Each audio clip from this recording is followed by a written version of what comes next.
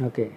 మొట్టమొదట నీకు ఎప్పుడైతే నువ్వు బెస్ట్ సీఎంగా 6 నెలల్లో వస్తానన్నావో 30 సంవత్సరాల పాటు నేనే పరిపాలిస్తానని చెప్పావో దానికి తగ్గట్టుగా నీ పరిపాలన ఉండాలి కదా, ప్రజలు మెచ్చుకోవాలి కదా, ప్రజలకి అన్ని సదుపాయాలు చేయాలి కదా. నువ్వు ఏది చేయకుండా నేను 30 ఏళ్ళు పరిపాలిస్తానంటే ప్రజలేం పిచ్చాళ్ళ? ప్రజల్లో చైతన్యం వచ్చేది కాబట్టే ప్రజా చైతన్యం మేము ఎవ్వరూ కూడా ఊహించాల.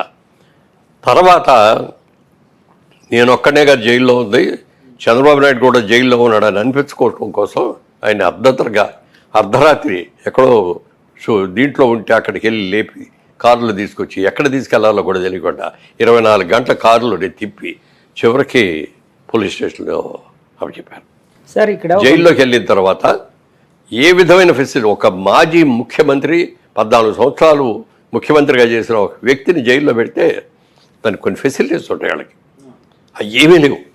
ఫ్యాన్ కూడా లేదు, దోమలు అసలు ఏమి పడుకోవడానికి. హైకోర్టుకి వెళ్ళి తెచ్చుకున్నారు కదా సార్? తెచ్చుకున్నారు, ఆయన వేయలేదు కదా హైకోర్టు. అవును, హైకోర్టు వాళ్ళ డైరెక్షన్ లోనే అక్కడ మిగతా వచ్చాయి. ప్రజలు వెళ్ళి అడిగితే దానికి హైకోర్టు నుంచి వచ్చిన తర్వాత అప్పుడు ఫ్యాన్లు అవి పెట్టి కూర్చోడానికి ఒక కుర్చీ, భోజనం చేయాలంటే అక్కడ కూర్చొని తినడానికి వచ్చిన టేబుల్, ఇలాంటివన్నీ చేశాడు. నేను అప్పుడు ఆ రోజున ఏమనుకున్నాను తెలుసండి, ఆయన అరెస్ట్ చేసిన రోజున చాలా మంచి పని చేశాడు జగన్మోహన్ రెడ్డి చంద్రబాబు నాయుడు గారిని అరెస్ట్ చేయడం. అందరూ కూడా దీన్ని బెయిల్ తీసుకొని బయటికి రావాలి ఓ తాపత్రయపడతాంటే నేను మనస్ఫూర్తిగా కోరుకుంది ఏంటో తెలుసా, కనీసం 2 నెలల్లో 3 నెలల్లో ఆయన జైల్లో ఉంటే మంచిది. సింపతి, ఎంత సింపతి పెరిగిందండి. ఇన్ని సంవత్సరాలు పరిచయం ఉద్యోగం చేసినా కూడా ఈ రోజుకైనా ఎవరైనా ఒక్కళ్ళు చంద్రబాబు నాయుడు ఈ తప్పు చేశాడు అనే ఒక బ్లాక్ మార్క్ ఒక్కటి చెప్పండి ఇన్నేళ్లలో. కానీ వాళ్ళు ఆరోపిస్తూ ఉంటారు కదా సార్, చంద్రబాబు గారు కోర్టుకు వెళ్ళి స్టేలు తెచ్చుకుంటూ ఉంటారు, తన అవినీతి కేసుల మీద రకరకాల కేసుల్లో ఉన్నారు ఇలాగని ఆరోపిస్తూ ఉంటారు. అంటే వైఎస్ గారి జమాన్ నుంచి అది నడుస్తుంది, కాంగ్రెస్ జమాన్ నుంచి నడుస్తుంది. సో అందులో ఏమైనా నిజం ఉందా సార్? ఏమీ లేదు. అవి ఉంటే ఇన్నాళ్ళు బయట పట్టకుండా అట్లా ఉంటాయి. ఎవరైనా ఏదైనా దాయాలంటే 10 రోజులు దాస్తావు, 10 నెలలు దాస్తావు, 10 ఏళ్ళు దాస్తావు, కానీ ఇన్నేళ్ళు దాచలేదు కదా, ఎవరు దాచలేరు. ఓకే. అది అయిన తర్వాత విపరీతమైన సింపతి వచ్చేసింది జనంలో. చాలా మంది అనలిస్టులు ఒక మాట అన్నారు సార్, నేషనల్ అనలిస్టులు, ఈ ఎలక్షన్ మెయిన్ ఫ్యాక్టర్ ఏంటంటే చంద్రబాబు గారు జైలు ఉదంతం మెయిన్ ఫ్యాక్టర్గా ఎలక్షన్ డిసైడ్ చేయబోతుందని కూడా అన్నారండి. నిజమే కదా సార్? అది నిజమని భావిస్తారు? అదే కాదు, దానికంటే ఇంకా పెద్ద నిజం ఒకటి. ఏంటి సార్?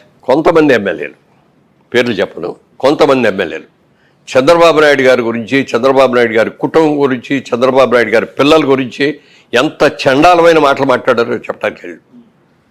నీతికి నిజాయితీకి పెద్ద పేరైన ఎన్టీఆర్ గారి కుమార్తె ఆవిడ మీద కూడా ఇది పెట్టారు. అవన్నీ పెట్టిన రోజు చంద్రబాబు నాయుడు గారు కళ్ళెమ్మ నీళ్లు పెట్టుకొని వచ్చాడు.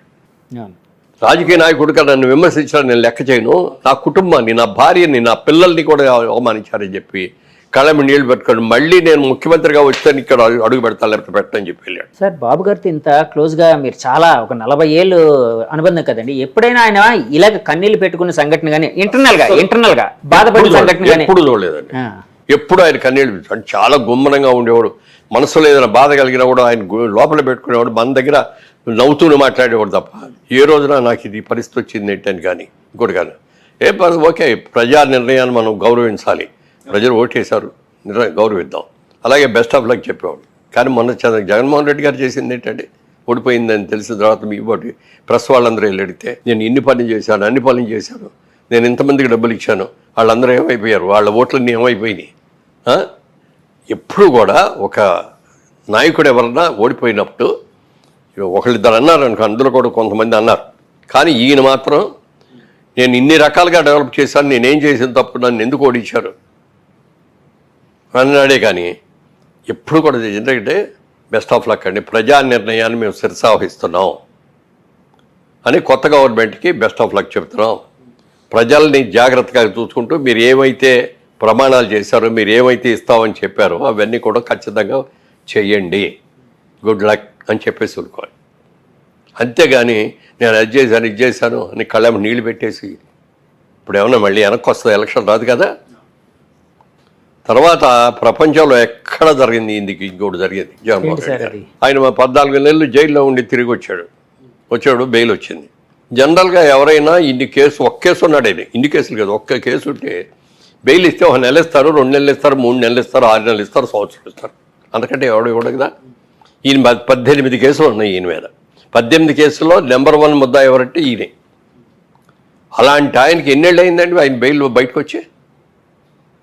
10 ఏళ్ళు పైన అయింది కదా, 12 ఏళ్ళు అంత అయింది. ఇన్ని రోజులు అసలు బెయిల్ ఎవడిస్తాడండి? అంటే దాని కారణం ఏంటంటే సార్ మేనేజ్ అది రాకుండా చూసుకున్నాడు అంతే. ప్రతిసారి ఢిల్లీ వెళ్ళినప్పుడల్లా ఏదో ప్రత్యేక హోదా తీసుకొస్తాడు, లేకపోతే ఈ డబ్బులు తీసుకొస్తాడు, అవి తీసుకొస్తాడు, ఇది తీసుకొస్తాడు అని ఆయన తెచ్చేది ఏమీ లేదు. తన కేసులు ఎలా ఆపుకోవాలి, ఎలా అక్కడ ఈ 5 ఏళ్ళలో జగన్మోహన్ రెడ్డి గారు ఎప్పుడు ఢిల్లీ వెళ్ళినా తన కేసులు పని మీద సొంత పని మీద వెళ్ళారు తప్ప భావిస్తున్నారు సార్. సో ఇలాంటి ఫ్యాక్టర్లన్నీ ఆయన ఓడించాయండి డెఫినెట్గా. మరి ఇవన్నీ కూడా ప్రతిదీ లెక్కేస్తారండి. వాళ్ళ ఎన్టీ రామారావు గారు రాజకీయాల్లో రాకముందు మన ఆళ్లలో చూసుకుంటే ఓ 20% పేపర్ చదివేవారేమో రాజకీయాలతో టచ్ ఉంది. 80% అసలు ఎవరికి టచ్ ఉండేది కాదు. అలాంటిది ఎన్టీ రామారావు గారు వచ్చిన తర్వాత ప్రతి వాళ్ళకిలో ఒక చైతన్యం వచ్చింది. ప్రతి ఒక్క రోజు మైక్ తీసుకెళ్ళి పెట్టండి, కూలి పని చేసే వాళ్ళ దగ్గర కూడా ధారాళంగా మాట్లాడేసేస్తారు. లేదండి, నేను చాలాసార్లు వెళ్ళినప్పుడు అద్భుతంగా మాట్లాడుతున్నారు సార్, అద్భుతంగా మాట్లాడతారు. ఇద్దరు లేదు, రామారావు రాకముందు ఆ చైతన్యం లేదు ఎవరిలో. రాజకీయ చైతన్యం తీసుకొచ్చింది ప్రజల్లో, ముఖ్యంగా పేదవాళ్లలో ఎన్టీ రామారావు. ఆయన ఎంత నిజాయితీగా ఉన్నాడో అంత మించిన నిజాయితీతో చంద్రబాబు నాయుడు గారు కూడా ఉన్నారు. నందమూరి వారి కుటుంబం మీద కానీ, నందమూరి వారి పిల్లల్లో ఇప్పుడు బాలకృష్ణ గారిలో కానీ, చంద్రబాబు నాయుడులో కానీ ఏ రోజున ఏదైనా ఒక్క అవినీతి కేసు ఉందో ఒక్కడన్నా?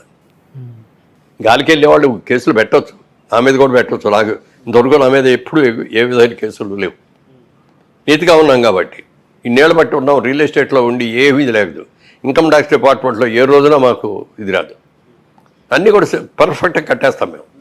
అందుకని మేము మా మీదకి రావు. మరి అలాంటి ఆయన అన్ని కేసులు ఉన్న ఆయన ఇన్నేళ్ళు ఎలా ఉండగలిగాడండి? ఎలా మేనేజ్ చేశాడండి? ఏదైనా పాపం పడాలి, టైం రావాలి. వాళ్ళ ప్రజలందరూ కూడా అది గుర్తించి అది తెలుసుకొని చేసిన తప్పులు తీసుకొని మనం యునానిమస్గా వేయాలన్నారు. ఎలక్షన్ అయిన తర్వాత కూడా ఎవరు ఇంత మెజారిటీ వస్తాయని ఎవరూ ఊహించలేదు సార్. బాబు గారు ఏమైనా ఊహించారా సార్ ఇలాంటి మెజారిటీ? బయటపడ్డా ఆయన ఎప్పుడు అంటే మీతో, అంటే మీ నాయకులు మీతో కానీ గెలుస్తాం మనం అన్నారే తప్ప మనకి ఎంత మెజారిటీస్ వస్తాయి, ఇన్ని సీట్లు వస్తాయి అనేది ఎవరు అలా చెప్పిన ఏకైక వ్యక్తి కేకే సర్వీస్. కిరణ్ ఎంత బాగా మరి ఇద్దరు తెలియదు కానండి. అతను కూడా కలుసుకోవాలని అనుకున్నాను. ఎంత బాగా చెప్పాడండి. లాస్ట్ టైం ఓడిపోయినప్పుడు జగన్మోహన్ రెడ్డి గెలిచినప్పుడు బాగానే ఇట్లాగే చెప్పాడు. అవునండి, ఆయనకి ఎన్ని సీట్లు వస్తాయి మేమే అనుకుంటున్నాం. చంద్రబాబు నాయుడు గారికి రాకుండా ఎవరు ఇస్తారు? 20 వస్తాయి.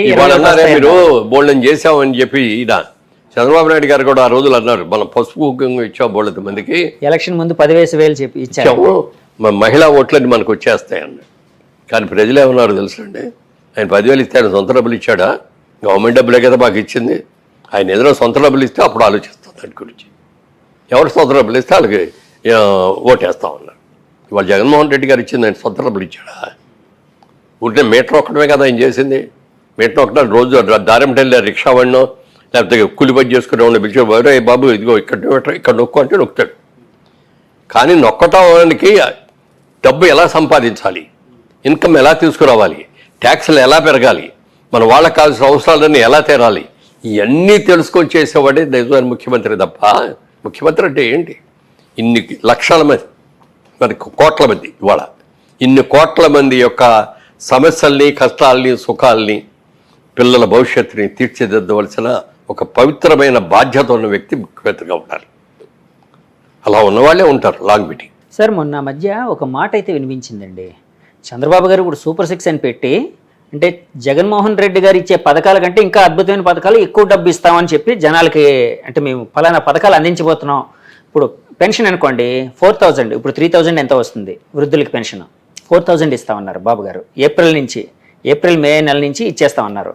సో ఇలా రకరకాల సూపర్ 6 అని పెట్టారు. చాలా ఎక్కువ వెల్ఫేర్ అనేది ప్రకటించారు. అప్పట్లో వైసీపీ నాయకులు ఒక మాట అనేవారండి, అంటే మేము జగన్మోహన్ రెడ్డి గారు ఇస్తూ ఉంటే చంద్రబాబు గారు ఈ ఆంధ్రప్రదేశ్ని ఒక శ్రీలంకలా చేస్తున్నారు, ఒక సోమాలియాలా చేస్తున్నారు అని చెప్పి విమర్శించేవారు బాబు గారు. అలాంటిది ఇప్పుడు ఆయన మాకంటే ఎక్కువ పథకాలు ఎలా ఇవ్వగలుగుతారు? అంటే ఆయన ఇప్పుడు ఇస్తే ఈ ఆంధ్రప్రదేశ్ శ్రీలంక అవదా, సోమాలియా కాదా, అంటే ఆర్థికంగా చితికిపోదా అని ఒక క్వశ్చన్ అడిగేవారండి. దానికి మీ సమాధానం ఏంటి? దాని సమాధానం, ఆయన ఇన్కమ్ ఎలా జనరేట్ చేయాలి అనేది ఆయనకి తెలిసినట్టుగా ఎవరికి తెలియదండి.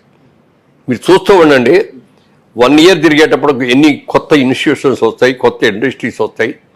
తర్వాత ఇంకోటి పెద్దది ఏంటంటే ఇప్పుడు తెలంగాణ ఉందనుకోండి, హైదరాబాద్, సికింద్రాబాద్ ఉంది, వరంగల్ ఉంది, నిజామాబాద్ ఉంది, మంచి సిటీస్.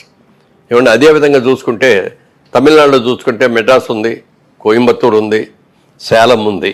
కేరళ చూసుకుంటే త్రివేంద్రం ఉంది, బ్రహ్మాండమైంది. మన కర్ణాటక పక్కన ఉన్న కర్ణాటక చూసుకుంటే వాళ్ళకి బెంగళూరు ఉంది, మైసూరు ఉంది. మనకి ఏముందండి ఆంధ్రప్రదేశ్కి ఏముంది? ఒక సిటీ చెప్పండి. మీ నోటితో మీరు ఒక సిటీ చెప్పండి. హైదరాబాద్ మనకి ఆంధ్రప్రదేశ్లో ఏముంది? ప్రస్తుతానికి ఉన్న దాంట్లో అయితే విశాఖపట్నం ఒకటే అండి. విశాఖపట్నం కూడా దాన్ని కూడా చంద్రబాబు నాయుడు గారే దానికి కంపెనీలు అయింది తీసుకొచ్చి అక్కడ పెట్టించి, ఎందుకంటే దానికి ఒక అద్భుతమైన సిటీ వైజాగ్ అనేది. కూడా డెవలప్ చేసి సముద్ర బొడ్డు బోల్డ్ అనేది ఆయనకి దాని మీద ఎన్ని ప్లాన్స్ ఉన్నాయో చెప్పడానికి లేదు. ఈ ఉన్నాయండి విశాఖపట్నం లాట్ ఆఫ్ అవునా ఫార్మాసిటికల్ ఇండస్ట్రీస్ ఇప్పుడు బాగా ఉన్నాయి.